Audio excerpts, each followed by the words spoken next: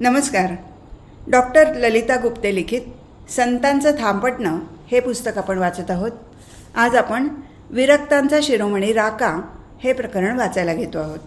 भक्त आणि भगवंत यांचं नातं अत्यंत जवळचं आणि अतूट असतं. भगवंताला आपल्या भक्ता इतकं प्रिय दुसरं काहीच नसतं.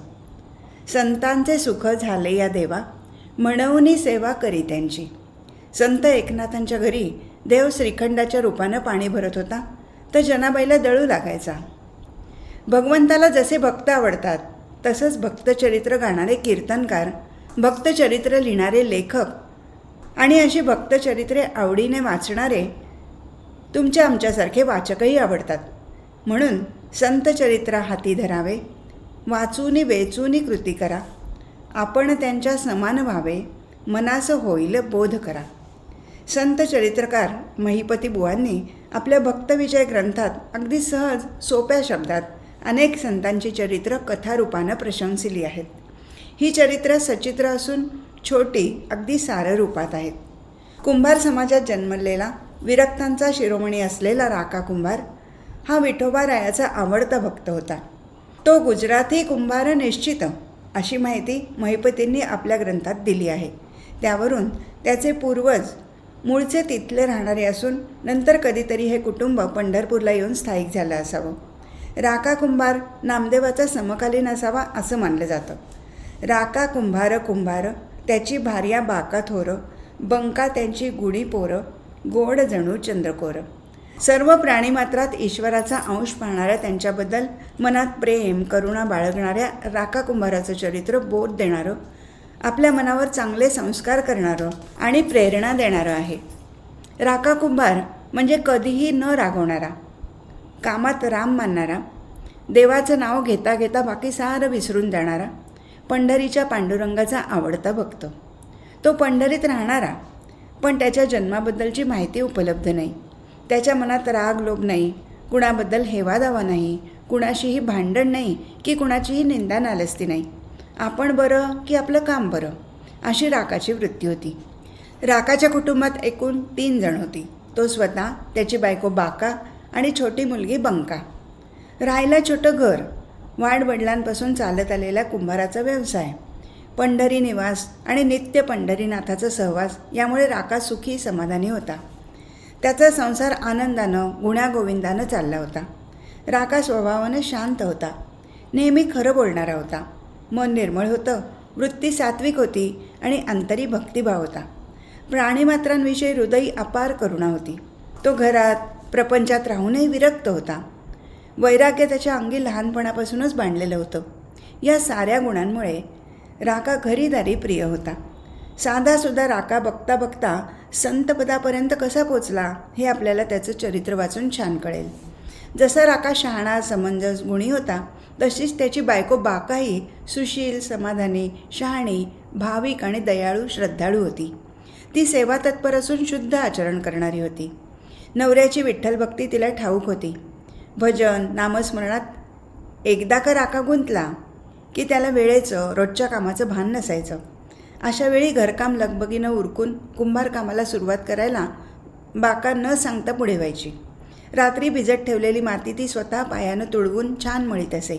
इकडे राका भजनातून नामस्मरणातून अवचित भानावर आला की त्याला आपल्या रोजच्या कुंभारकामाची आठवण व्हायची.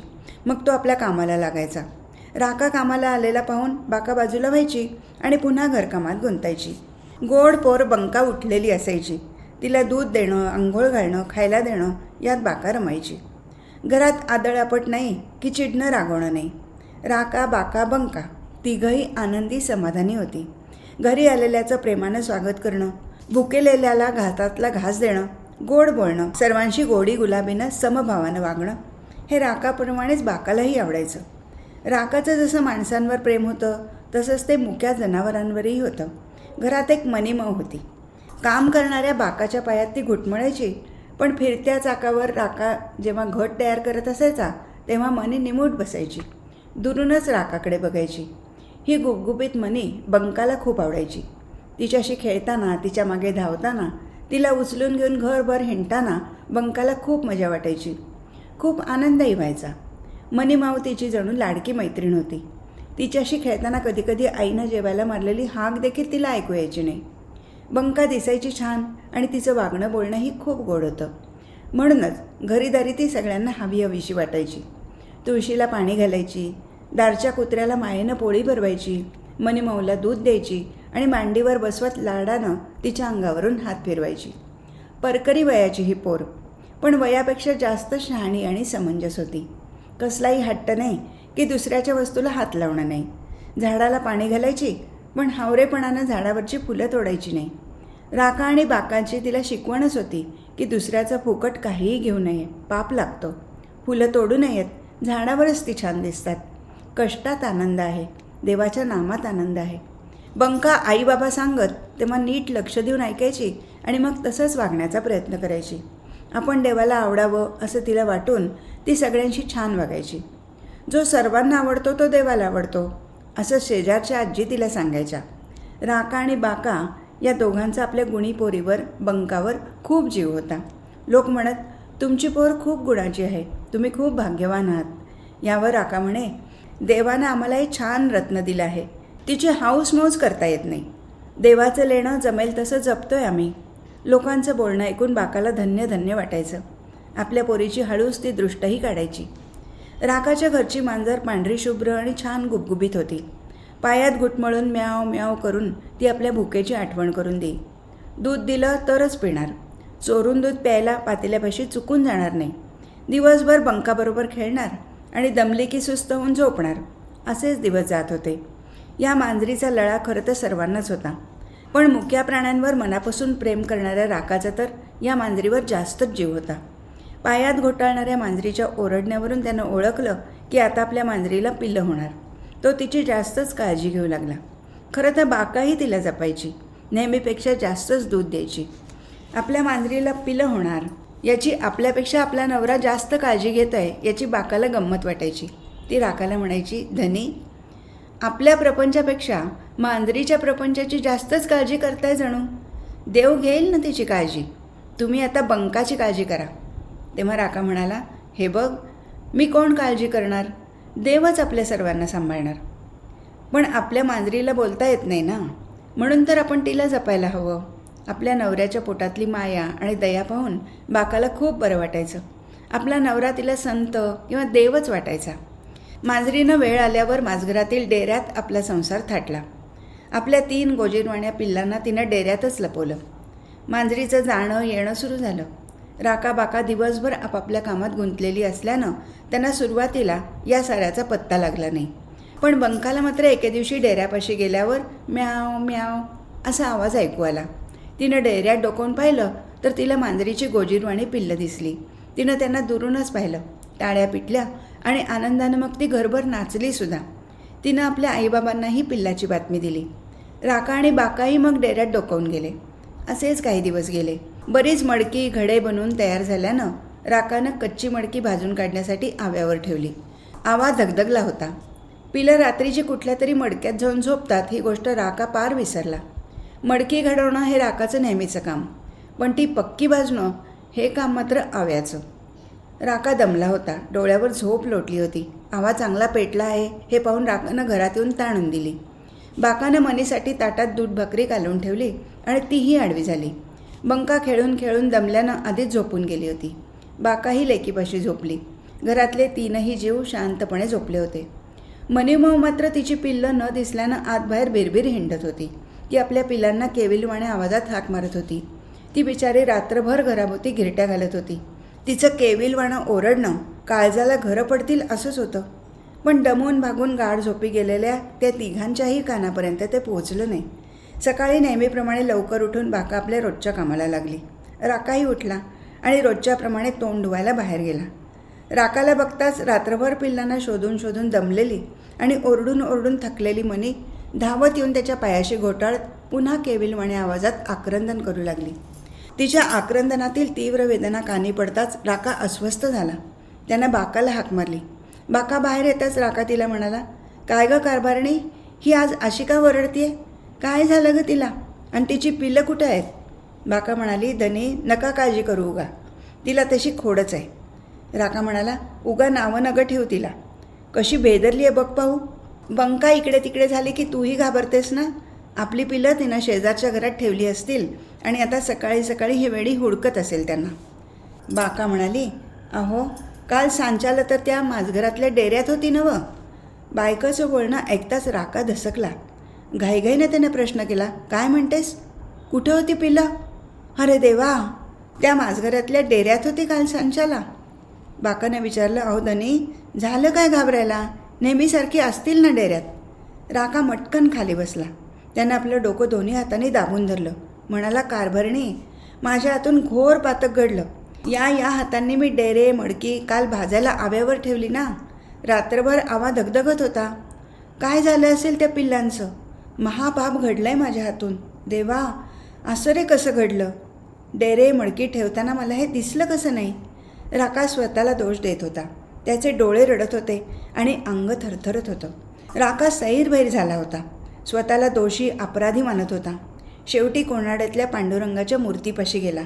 पांडुरंगाचा धावा करू लागला. त्याला विनवू लागला. म्हणाला, देवा, काहीतरी आक्रीत कर आणि त्या मुक्या जीवांना वाचव बाबा. एका आईचं दुःख कमी करणं, त्या कोवळ्या पिलांना वाचवणं आता फक्त तुझ्या हाती आहे. देवा, माझ्यावर आलेल्या संकटाचं निवारण आता तूच कर बाबा. हे नाही झालं तर मी माझं जीवन संपवीन. राका विठ्ठलाला आळवत होता. पिलांचा जीव वाचावा म्हणून देवाला साकडं घालत होता.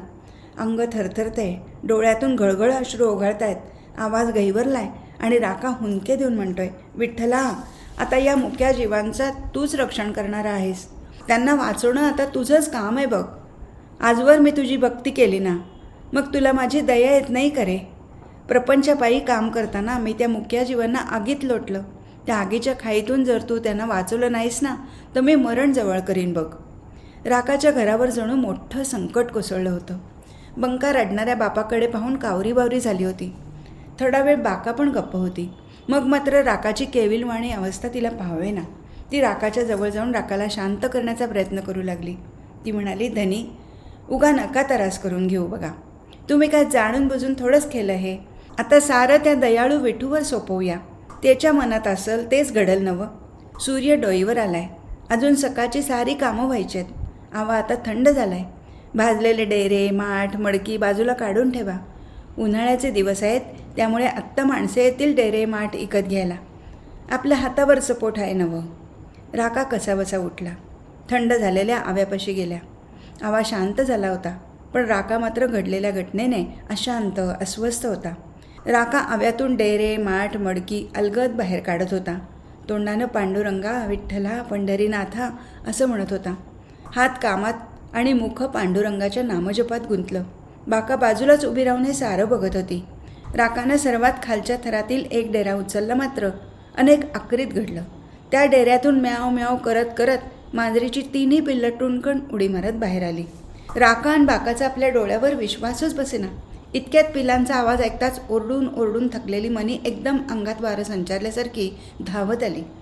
पिलं तिला बिलगली आणि मनी आपल्या पिलांना मोठ्या प्रेमानं चाटू लागली.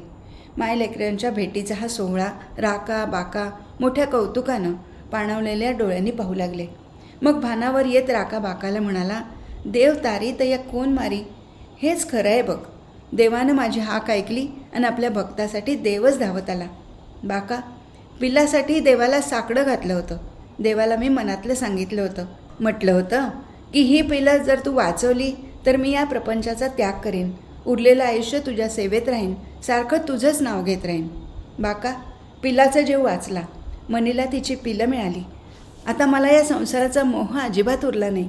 मी यापुढे संसारात असून नसल्यासारखाच राहणार. तुझा संसार आता तूच सांभाळ. आपल्या पोरीचं आता सारं काही तूच करायचं. मला आता कसलीही आस अपेक्षा उरली नाही. यापुढे विठ्ठलच माझी माय, विठ्ठलच माझा बाप, विठूच माझा भाऊ आणि मित्रही तोच. त्याच्यातच माझी सारी नाती मी पाहणार. दिवस रात्र त्यालाच पाहणार, त्याच्याशीच बोलणार आणि बाकी सारं सोडून त्याच्या नामजपाचा आनंद घेणार. घरदार प्रपंच आणि तुझ्या माझ्या बंकाच्या सकट साऱ्यांचा भार आता तोच उचलणार. मी नामजप भजन आणि विठ्ठल दर्शन यात दिवस रात्र मजेत घालवणार बघ. यावर बाका काही बोलली नाही. ती नेहमीसारखंच आपलं काम करत राहिली. होईल तेवढी राकाला कुंभारकामात मदत करू लागली. राका दिवसेंदिवस संसारातून विरक्त होऊ लागला. आपलं हे विठ्ठलाचं काम आहे असं समजून तो ते करत होता. इच्छा, माया, हाव, अपेक्षा यापैकी काहीच आता उरलं नव्हतं. तो संसारात असूनही नसल्यासारखाच होता. त्याच्या मनात, ध्यानात फक्त विठ्ठलच भरून राहिला होता. प्रत्येक कर्म तो देवासाठी, देवाचं म्हणून देवार्पण बुद्धीनं करत होता. मन शांत, तृप्त असूनही पूर्णपणे प्रपंचातून विरक्त होतं. देहबुद्धी जाऊन आत्मभाव जागा झाला होता. संसार मायेत तो आता गुंतला, गुरफटला नव्हता. साऱ्या पाशातून, बंधनातून तो आता बाहेर पडला होता. एक दिवस असा उजाडला की राकानं गावातल्या ब्राह्मणांना बोलवलं आणि आपल्या हातानं घरातलं सारं काही, सगळ्या चीजवस्तू देऊन टाकल्या. बाका उघड्या डोळ्यानं सारं बघत होती, पण तिनं नवऱ्याला काहीच विरोध केला नाही. बंका फक्त डोळे विस्फारून आईबापांकडे बघत राहिली. शेजारी पाजारी गोळा झाले, फक्त बघत राहिले. बोलायची हिंमत कुणीच केली नाही. आपण आता घर सोडून बाहेर जाऊया, भिक्षावृत्तीनं राहूया, देव जोडू, ईशचिंतनात वेळ घालवू असं म्हणून देवाची मूर्ती घेऊन राका बाहेर पडला. बाका न बोलता बंकाला घेऊन बाहेर पडली. बाका विठ्ठला इतकंच आपल्या पतीला, राकालाही मानत होती. लग्नानंतर तोच तिचा देव, आधार होता. तो सांगेल ते करायचं, तसं वागायचं आणि त्याला शेवटपर्यंत साथसोबत करायची, एवढंच तिला ठाऊक होतं. आता ते घराबाहेर पडून रानामनात हिंडत होते.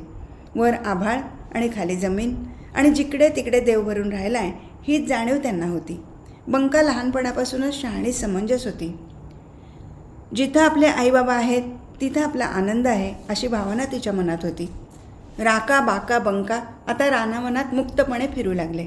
हिंडता हिंडता ते खाली पडलेली लाकडं गोळा करत, लाकडाची मोळी बांधून विकून जे पैसे मिळत त्यातून अन्न घेऊन ते पोटाची भूक भागवत, रस्त्यावर पडलेल्या चिंध्या गुंडाळून देह झाकत वावरत, तहानभूक विसरून देवाची मूर्ती समोर ठेवून मानसपूजा करत. देव भावाचा भुकेला असतो हे त्यांना अनुभवानं चांगलं ठाऊक झालं होतं. विश्रांतीलाही दिवसा झाडाखाली आणि रात्री निजायलाही झाडालगतच्या भूमीवर अंथरूण, पांघरूण, वेळणी, भांडं यापैकी काहीच नाही. घराबरोबर गरजाही संपल्या. हाव, लोभ नाही, गरजाही नाहीत. वननिवास सुखाचा होता, कारण राका, बाका आणि बंका एकमेकांच्या सोबत होते. आपल्याला सारं हवं असं वाटतं, त्यांना मात्र काहीही नकोच होतं. स्नानासाठी नदीवर जावं, थंड पाण्यानं स्नान करावं, झाडाखाली देवाची मूर्ती ठेवून भक्तिभावानं तिला मनातल्या मनात भजावं, पूजावंही. रानात हिंडताना खाली पडलेली फळं वेचावीत आणि हा रानाचा मेवा म्हणजे देवानं दिलेला प्रसाद समजून खावा. कसलीही काळजी वा चिंता नाही की मनात कसलंही भय नाही. सारं काही भगवंतावर सोपून राका, बाका निर्धास्त आणि निश्चिंत होती. एकदा नदीवर बंका आंघोळीला गेली असताना तिला नामदेवांची मुलगी भेटली. बंकानं स्नान उरकलं होतं आणि अंग सुकवायला ती जवळच्या खडकावर बसली होती. त्यावेळी नामदेवाची मुलगी धुणं धुत होती. पाण्याचे शिंतोडे अंगावर उडल्यावर बंका म्हणाली, अगं जरा हळू बडव ना कापड. नुकतीच मी आंघोळ करून देवाची मानसपूजा करते ना, आणि तू मात्र खुशाल शिंतोडे उडतेस माझ्यावर. बंकाच्या शब्दामुळे नामदेव कन्याही नकळत दुखावली गेली. मग रागानं ती बंकाला नको ती बोलली. म्हणाली, कसलं ग सोहळं तुझं? घरदार सोडून रानुमाळ भटकताय, दारोदार हिंडताय ना तुम्ही. तुझे बाबा स्वतःला भक्त म्हणवून घेतात, पण ठाऊक आहे त्यांची भक्ती. घरातलं सगळं ब्राह्मणांना देऊन टाकणं हा वेडेपणाच आहे ना. नामदेव कन्येनं आपल्या बाबांबद्दल जे म्हटलं ते बंकाला मुळीच खपलं नाही, पण आईबाबांचं सांगणं तिच्या कानामनात होतं. बंका, हे बघ पोरी, आपण कधीही कुणाला बोलवून रागवून दुखवू नये, कुणाचंही उणंदुणं काढू नये आणि कुणालाही नावं ठेवू नये. दुसरे कसेही वागले तरी आपण मात्र त्यांच्याशी चांगलं वागावं. म्हणून बंका न बोलता गप्पच राहिली. नामदेव कन्या रागाच्या भरात नाही ते बोलली. बंका शहाणी, क्षमाशील होती. तिनं नामदेव कन्येचं बोलणं मनावर घेतलं नाही. पण तिच्याही मनात प्रश्न आला की लोकांच्या दृष्टीनं बाबा वेडे, पण मग प्रत्यक्षात शहाणं कोण, वेडं कोण? इकडे राका कुंभाराची भक्ती, विरक्ती, परमार्थ वाटचालीतली त्याची प्रगती याबद्दल नामदेवांना खूप काही चांगलं ऐकायला मिळत होतं. आपणच विठ्ठलाचे लाडके भक्त आहोत, आपणही प्रपंचात असून विरक्त आहोत. तीर्थ विठ्ठल, क्षेत्र विठ्ठल, देव विठ्ठल, देवपूजा विठ्ठल. विठ्ठल आपलं सर्वस्व आहे. आई, बंधू, बहीण, भाऊ सारं काही तो विठ्ठलच आहे. मीही रागाप्रमाणे विरक्त आहे. मग आमच्या दोघात अधिक विरक्त कोण? असे विचार, असा प्रश्न हे सारं संत नामदेवांच्या मनात सारखं घोळत होतं. ते सारं प्रत्यक्ष विठ्ठलालाच विचारावं असं वाटून नामदेव विठ्ठल मंदिरात आले. विठ्ठल आणि नामदेव दोघांनाही एकमेकांची ओढ होती. एकमेकांबद्दल मनात खरं शुद्ध प्रेम होतं. नामदेवाच्या भेटीनं विठ्ठल आनंदला तर विठ्ठलाला डोळे भरून पाहिल्यावर नामदेवही सुखावला. नामदेव मोठ्या लढीवाळपणे म्हणाला, देवा, तुला भजणारे, तुझी निर्मळ भक्ती करणारे कैक नाम अनाम भक्त आहेत. या प्रिय भक्तांमध्ये सर्वात श्रेष्ठ विरक्त भक्त कोण आहे? राका कुंभार हाही तुझा आवडता भक्त आहे, पण तो सकाम भक्त आहे की खरा विरक्त भक्त आहे? यावर भगवंत म्हणाले, नामदेवा, तू माझा लाडका श्रेष्ठ भक्त आहेस, पण राका कुंभारा इतका विरक्त वैराग्य संपन्न भक्त दुसरा कोणीच नाही. भगवंताचं असं बोलणं ऐकून नामदेव मनातल्या मनात खट्टू झाला. थोडा वेळ तो गप्पच बसला, पण फार काळ नामदेवाला गप्प बसवेना. देवाकडून त्याला प्रश्नाचं उत्तर हवं होतं. देव आपलंच नाव घेणार ही मनात खात्री होती. देव म्हणाला, नाम्या, चल माझ्याबरोबर, मी तुला राकाच्या विरक्तीची साक्ष पटेल असं प्रत्यक्षात दाखवतो. नामदेवाचा हात धरून देव रानात निघाला. देव आणि भक्त एका थोर विरक्त भक्ताला भेटायला गेले. त्यावेळी देवानं रखुमाईलाही बरोबर घेतलं. खूप दूरवर गेल्यावर एक दाट अरण्य लागलं. तिथे राका, बाका आणि बंका आपल्याच नादात खाली पडलेली लाकडं गोळा करत होते. झाडाच्या फांदीला मात्र तोडण्यासाठी त्यांनी हातही लावला नव्हता. तिघं हातानं काम करता करता मुखानं देवाचं नाम घेत होते. देव आणि रखुमाबाई त्या तिघांकडे मोठ्या कौतुकाने बघत होते. नामदेवाच्या मनात आलं, आपण घर सोडून रानात यायचं म्हटलं असतं तर आपली बायको आणि मुलं आली असती का घरदार सोडून? जनाबाई आली असती, पण देव नामदेवाला म्हणाला, पाहिलंस ना की माझा परमभक्त किती थोर विरक्त आहे ते. त्याला कसली इच्छा नाही, अपेक्षा उरली नाही. त्याची बायको आणि छोटी मुलगी किती शांत समाधानी दिसत आहेत ना. नामदेवाला कळलं होतं, पण वळत नव्हतं आणि पटतही नव्हतं. नामदेवाच्या चेहऱ्यावरचे भाव रखुमाईने जाणले. तिनं आपल्या हातातलं सुवर्ण कंकण काढलं आणि हळूच राका, त्याची पत्नी बाका आणि मुलगी बंका ज्या वाटेने येत होते त्या वाटेवर ठेवलं. त्यावर वाळलेलं लाकडंही पसरून ठेवली. सर्वजण दूर बाजूला जाऊन गंमत पाहू लागले. नामदेवाच्या मनात आलं, घर सोडून राका आपल्या बायको मुलीला घेऊन रानात आलाय खरा. गरिबीनं हैराण झालेला राका हे सुवर्ण कंकण नक्कीच उचलेल आणि त्याची विरक्ती उघडी पडेल. असं होईल आता. इकडे राका, बाका, बंका वाट काढत त्या लाकडाच्या ढिगापाशी आले. लाकडं उचलता उचलता बाकाला ते सुवर्ण कंकण दिसलं.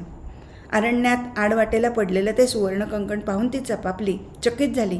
ती राकाला म्हणाली, धनी, या लाकडाखाली कुणाचं तरी सुवर्ण कंकण पडलं आहे. हे बघा, मी ते लाकूड तसंच टाकून दिलं. ज्या लाकडाला त्याचा स्पर्श झाला ते लाकूडही आपल्याला नको. बाकाचं बोलणं ऐकून राकाला तिचा खूप अभिमान वाटला. स्त्री असून तिला सोन्याचा मोह नाही म्हणजे ती आपल्या सहवासात खरी विरक्त झाली आहे. राका सुखावला. मनातल्या मनात पुटपुटला, आता माझी सारी काळजी मिटली. बाकाकडे मोठ्या कौतुकानं पाहून म्हणाला, बरं केलंस तू, त्याला हातही लावला नाहीस. सोन्यासारखा विठ्ठल आपल्यासोबत आहे. चल, आपण आता पुढे जाऊया. तिघांचं चालणं आणि नामस्मरण एकदमच सुरू झालं. नामदेवाला देवाचं म्हणणं पटलं. तो म्हणाला, पांडुरंगा, रखुमा माते, मी हे सारं पाहिलं आणि मला कळून चुकलं की राका आणि त्याचं कुटुंब पूर्ण विरक्त आहे. तुमच्या या भक्ताची महती मोठी आहे, कारण ते तिघंही आम्हा सर्वांपेक्षा अधिक विरक्त आहेत. नामदेव विठ्ठल रखुमाबाईबरोबर मंदिरात परतला. राका, बाका, बंका विठ्ठल नामाचा जप करत करत पुढे पुढे चालत राहिले. राका देहभानावर उरला नव्हता, तो आत्मरंगी रंगला होता. आत्मसुखात लीन झाला होता. हृदयात आत्माराम प्रगट झाला आणि राका स्वतःला विसरून गेला. राका, बाका, बंका यांचं पुढं काय झालं याचा उल्लेख महिपतीच्या भक्तविजय या भक्तचरित्र ग्रंथात नाही, पण भगवंत भक्तांच्या अंकित असतो. आपल्या या परमविरक्त भक्ताला देवानं सदैव आपल्यापाशी नक्कीच स्थान दिलं असेल. आजच्या विज्ञान युगात तर्काच्या निकषावर सर्व काही अभ्यासणं, पडताळणं हे सर्व मला तरी चुकीचं वाटतं. अंधश्रद्धा नको, पण विवेके, विचारे, डोळे श्रद्धा ठेवायला काय हरकत आहे? या अनुभवाच्या गोष्टी आहेत. प्रचिती आली की नकळत धारणा, श्रद्धा पक्की होते. आज इथेच थांबू. हरिओम तत्सत.